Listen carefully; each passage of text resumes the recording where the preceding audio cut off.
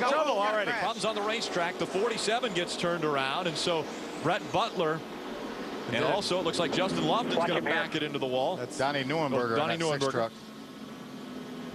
And unfortunately, those two drivers are teammates, both out of Rick Ware's stables. So that was a costly lap for Rick Ware. You're right, Phil. A lot of damage to Donnie's truck. He had a top 10 finish this year earlier at Daytona. This time.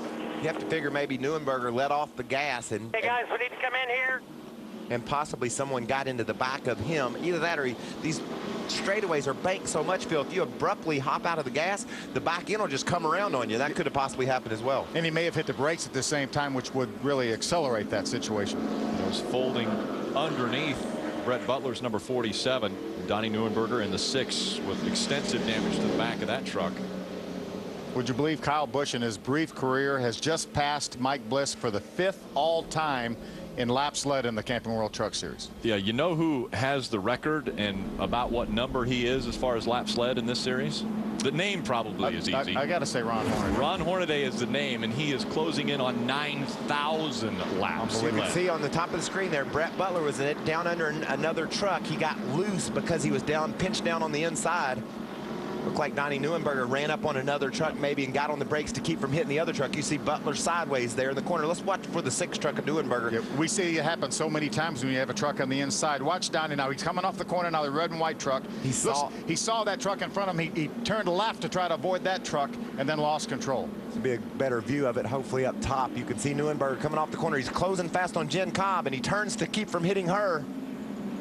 And then around he goes. As you mentioned, the banking of that straightaway is really what contributed to that, him being involved in this situation. And man, that's a great picture there of what a safer barrier does. Did you see the 6 truck clobber that safer barrier and the way that barrier absorbed the impact, stretched the impact out over a period of time, lessening the blow that's delivered to the driver.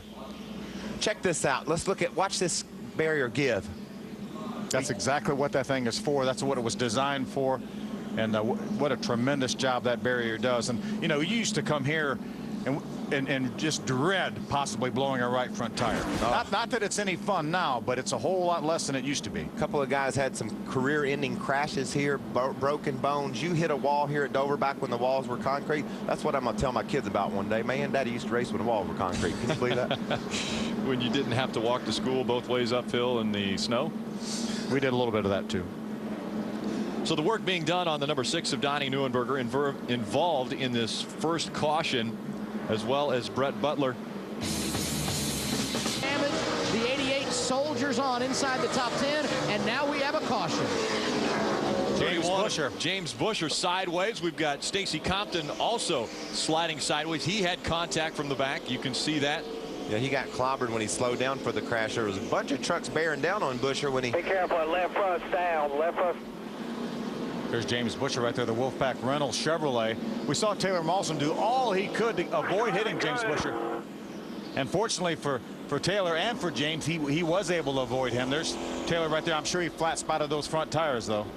Yeah, and Buescher was running in the 12th spot, so he had a good, solid run going. Let's see if we can figure out what happened. He's off 2 here.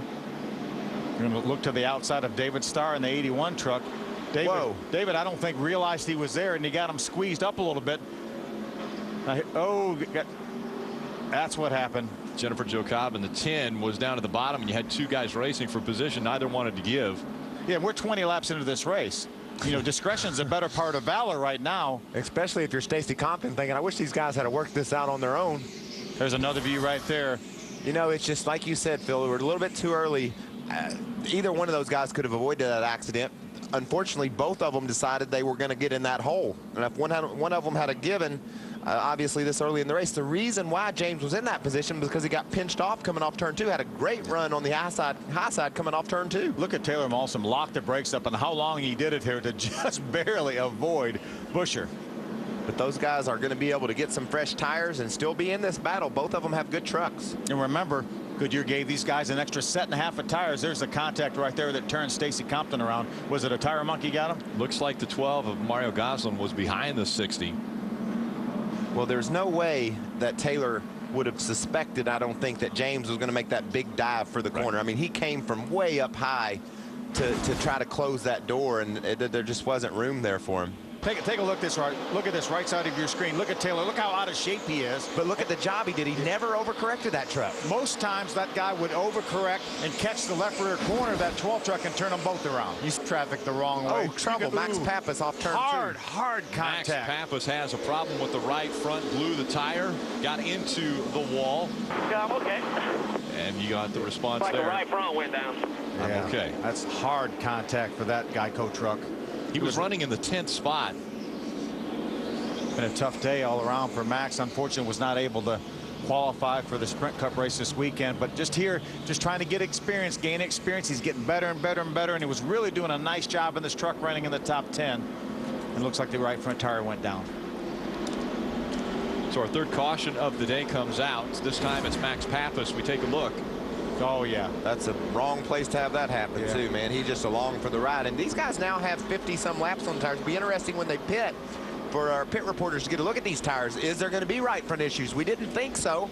There's another shot of that safer barrier giving, too, because fortunately for Max, he was able to hit that safer barrier. We heard him say, I'm all right, and just didn't even knock the wind out of him. And that wouldn't have been like that 4 or 5 years ago. That's exactly right, Phil. The advancements made in safety for this series has just been unbelievable. 33 Longhorn Chevrolet, and now he's a little bit too free. 46 truck is in the wall, guys. Trouble for the 46 team and also the 5 of Mike Skinner. There's some contact that was made, and you see the tire rubbing. The front end of that truck has been pushed back. Mostly on the right side. He got the left front, and then the wall got the right side. You wonder if that might have been related. 46 of Terry Jones right there, and Mike Skinner in the 5. You saw the obvious damage on the left front corner of that 5 truck. Yeah, because Skinner had said he got the left front and the wall got the right. So I think that he might have been the 46 truck there. I didn't see a great deal of damage to the right side of the truck when we caught a glimpse of it. A lot of damage to Terry Jones's truck, though. That's some of that racing through lap traffic, I'm sure, that we've talked about, Phil, and how difficult it is to time these moves and to keep from losing all your momentum. Skinner and Jones might have very well got together. In the open pit road, sure we'll see the 5 of Mike Skinner ducking down onto pit road to get that damage resolved. It is the left front that's been bent down onto that tire. We see the Aaron's Lucky Dog going to Mario Goslin. Tire monkey's going to get a Aaron's Lucky Dog. Get a dog.